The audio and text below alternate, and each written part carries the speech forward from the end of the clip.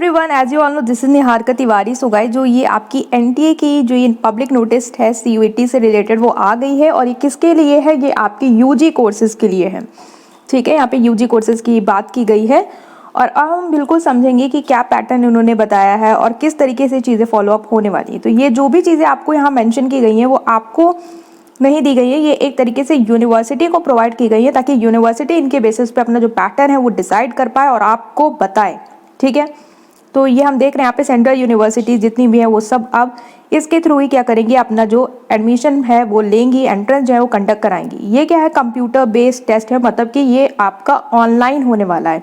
ठीक है, computer based test आपने दिए ही होंगे कि सारे कंप्यूटर रहते हैं, आपको एक सिस्टम पकड़ाया जाता है, उसमें आपका पूरा पेपर आता है, आपको क्या करना होता है, सॉल्व करना होता है। ठीक है, तो ये है। अब डेट अगर हम देखें कि ऑनलाइन एप्लीकेशन फॉर्म कब से आएंगे आपके, तो यहाँ पे मेंशन है कि 2 मतलब कि जो आपका 2 अप्रैल है वहाँ से फॉर्म जो है वो आपके आ जाएंगे और कौन सी वेबसाइट में आपको देखने को मिलेंगे, तो ये है आपकी वेबसाइट।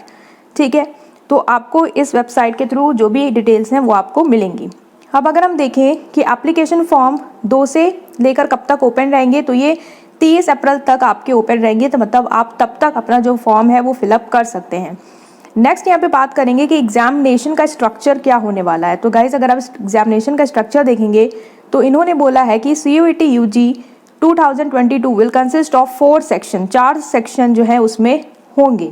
ठीक है, choosing option from each section is not mandatory, choice should match the requirement of the desired university. मतलब ये अब यूनिवर्सिटी डिसाइड करेगी कि वो इन सेक्शन में से कौन से सेक्शन अपने प्रायोरिटी में रखना चाहती है, मतलब कि वो कौन से सेक्शन चाहती है कि आप करें। मतलब हो सकता है कोई यूनिवर्सिटी है जो सिर्फ आपकी जनरल टेस्ट जज करना चाहती है, मतलब उसको चाहिए कि आपका एप्टीट्यूड अच्छा है तो वो आपको एडमिशन देगी, उसके बेसिस पे वो मेरिट बनाना चाहती है, तो वो वाला क्राइटेरिया चूज कर सकती है।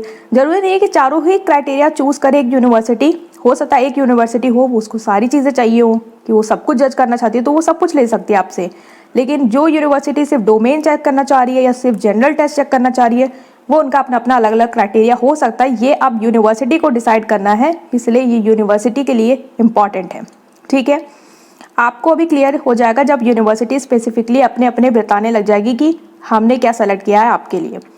तो यहाँ पे हम देख रहे हैं कि सेक्शन कौन कौन से आपको दिए जा रहे हैं। सेक्शन जो 1 है उसका A पार्ट है, ठीक है, लैंग्वेज से रिलेटेड, और सेक्शन 1B है जिस वो भी लैंग्वेज से रिलेटेड है।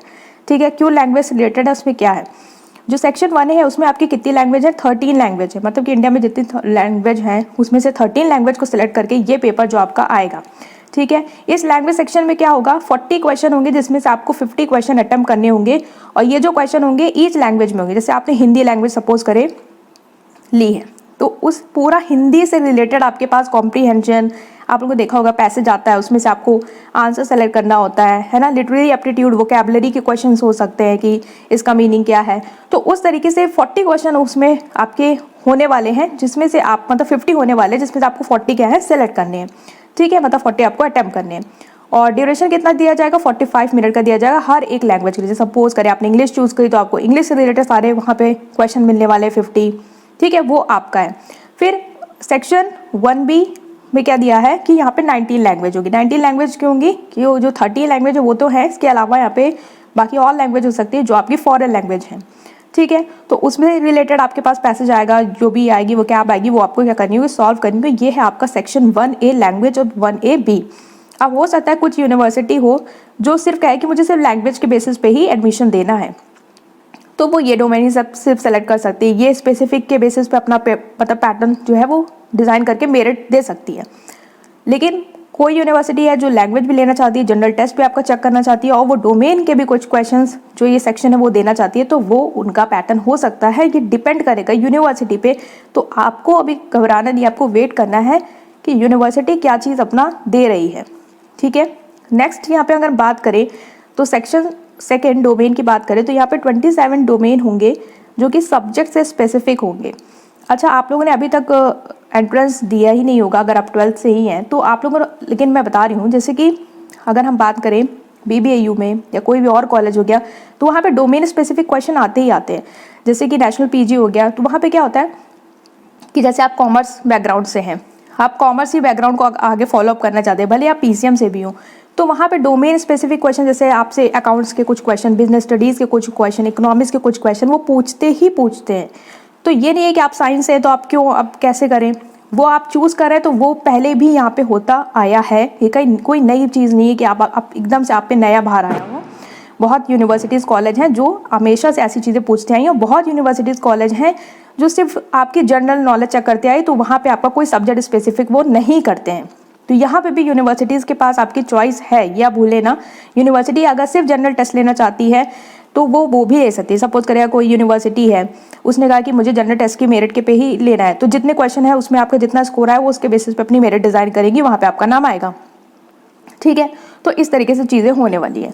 फिर 27 डोमेन है, तो मतलब 27 स्पेसिफिक सब्जेक्ट हो सकते हैं अलग अलग चीज़ों से रिलेटेड। लाइक कॉमर्स है तो उसमें बिजनेस स्टडीज़ हो गया, अकाउंटेंसी हो गया, साइंस है तो उसमें फिजिक्स हो गया, केमिस्ट्री हो गया, बायो हो गया। तो वो आपको सेलेक्ट करना है, कितने सेलेक्ट करने हैं, मैक्सिमम 6 डोमेन आपको यहाँ पे क्या करने हैं, सेलेक्ट करने हैं। और डोमेन कौन कौन से पर्टिकुलर कोर्सेज सेलेक्ट कर, लाइक बीबीए कौन सा डोमेन सेलेक्ट कर सकता है 6 स्पेसिफिक, वो आपकी यूनिवर्सिटी आपको बताएगी।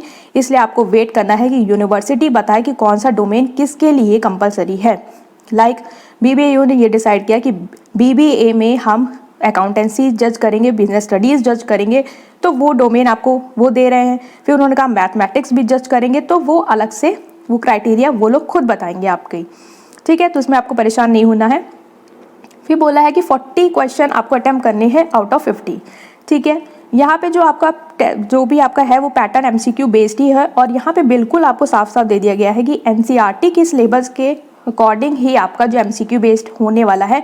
तो जो भी डोमेन है आपको चिंता नहीं करनी है। आप लोग अभी जो अपने बोर्ड की तैयारी कर रहे हैं उसमें आप अपने पर्टिकुलर डोमेन को लेके कहीं ना कहीं पढ़ ही रहे होंगे।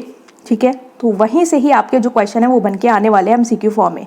तो बिल्कुल पूरी एनसीईआरटी को आप एकदम घोल के पी जाइए, क्योंकि अगर आप डोमेन स्पेसिफिक एरिया में एडमिशन लेना चाहते हैं, अगर कोई है यूनिवर्सिटी जो डोमेन पे ज़्यादा फोकस करने वाली है, या सिर्फ डोमेन पे या डोमेन के अलावा बाकी सेक्शन में भी, तो वहाँ पे आपका स्कोर अच्छा इंप्रूव हो जाएगा। ठीक है, 45 मिनट दिए जाएंगे ईच स्पेसिफिक डोमेन के लिए। तो ये जो टाइम है ये सारी चीज़ें आपको आगे क्लियर होंगी जब यूनिवर्सिटी अपना पैटर्न रिलीज करेगी। नेक्स्ट आता है section second general test. General test आपने पता है जनरल टेस्ट होता है, आज तक अगर हम बात करें जैसे बीबीएयू में है तो बहुत सारे कोर्सेज होते हैं जहाँ पे से वो जनरल नॉलेज चेक करते हैं। लाइक जनरल नॉलेज आ गया, current affair, general mental ability, quantitative reasoning, mathematics, बस ये 5 से ही आपके पेपर आता है। तो हो सकता है कोई यूनिवर्सिटी है जो कहे नहीं भाई मुझे लैंग्वेज में नहीं जानना, मुझे डोमेन में नहीं जानना, मैं सिर्फ जनरल टेस्ट के बेसिस पे अपनी मेरिट जो है वो डिसाइड करूँगा, उसके बेसिस मैं अपने कॉलेज में एडमिशन देने वाला हूँ। तो वो लोग डिसाइड करेंगे, वो आपको आगे जाके पता चल जाएगा। तो 60 मिनट का यहाँ पे जो टाइम है वो जनरल टेस्ट के लिए आपको देंगे। ठीक है, लैंग्वेज अगर हमें बात करनी है 13 कौन सी है, तो आप ये दे सकते हैं, ये 13 लैंग्वेज है, ये 19 लैंग्वेज। यहाँ पे आपकी फॉरेन लैंग्वेज लाइक चाइनीज़ हो गया, जापानीज़ हो गया, ये सब भी आ जाएंगी। डोमेन स्पेसिफिक सब्जेक्ट कौन कौन से ये हैं, अब ये आपकी जो भी वो है, जो भी आपके यूनिवर्सिटी वो डिसाइड करेगी कौन से पर्टिकुलर कोर्स के लिए वो कौन सा डोमेन आपको चूज़ करने के लिए देंगे। ठीक है, कौन कौन से ऑप्शन होंगे जिसमें से आप वो 6 डोमेन जो है वो सिलेक्ट कर सकते हैं। अब आता है यहाँ पे है आपका कि candidate can choose a maximum of any 3 language from section A and section B taken together. Section A section B में जितनी भी लैंग्वेज है लाइक 19 लैंग्वेज, उसमें से आप 3 लैंग्वेज जो है वो सेलेक्ट कर सकते हैं। ठीक है, और ये डोमेन स्पेसिफिक सब्जेक्ट्स के अकॉर्डिंग होना चाहिए, क्योंकि यही लैंग्वेज जो आपने सेलेक्ट करी है उसी से रिलेटेड आपके डोमेन स्पेसिफिक सेक्शन भी आपको चॉइस में दिए जाएंगे उसी लैंग्वेज में, तो आपको उसके अकॉर्डिंग करना है। देन है कि सेक्शन सेकंड जो है वो आपको 27 सब्जेक्ट ऑफर करता है, जिसमें से आपको 6 सब्जेक्ट चूज़ करने हैं। सेक्शन थर्ड जो है उसमें जनरल टेस्ट है, ये आपको पता है। तो ये सारी चीज़ें आपने पढ़ी कि किस तरीके से आपका पैटर्न जो है वो डिसाइड हो। कोई यूनिवर्सिटी हो सकती है जो सारे सेक्शन आपको दे और उसमें से वो अपना एंट्रेंस ले। ठीक है, तो अब ये क्राइटेरिया आप यूनिवर्सिटी पे डिपेंड करता है कि कौन सी क्या चीज़ किसको इंपॉर्टेंस दे रही है आपकी। ठीक है, तो ये हमने यहाँ पे पढ़ा। फिर है कि for choosing language up to 3 from section 1A and 1B and a maximum of 6 subject from section and general test under third, the candidate must refer to the requirement of his her intended university। आपको अपनी university जो आप decide करेगी, जिस भी university आप focus कर रहे हैं उसके अकॉर्डिंग को करना है। लाइक आपका सिर्फ टारगेट है कि आपको BBAU के अकॉर्डिंग ही देना है, तो BBAU क्या मांग रहा है बस आप उस सेक्शन को करके आ सकते हैं, आपकी उसकी मेरिट पे आपको एडमिशन दिया जाएगा। ठीक है, अगर आपको चाहिए कि आप सारे करें ताकि सब में आपका सारा पैटर्न एलिजिबल हो गया, आप सब में कहीं ना कहीं एलिजिबल हो जाए, तो वो अलग से होगा। ये आपको अभी परेशान नहीं होना है कि मैं डोमेन कैसे सेलेक्ट करूंगा, क्या नहीं होगा।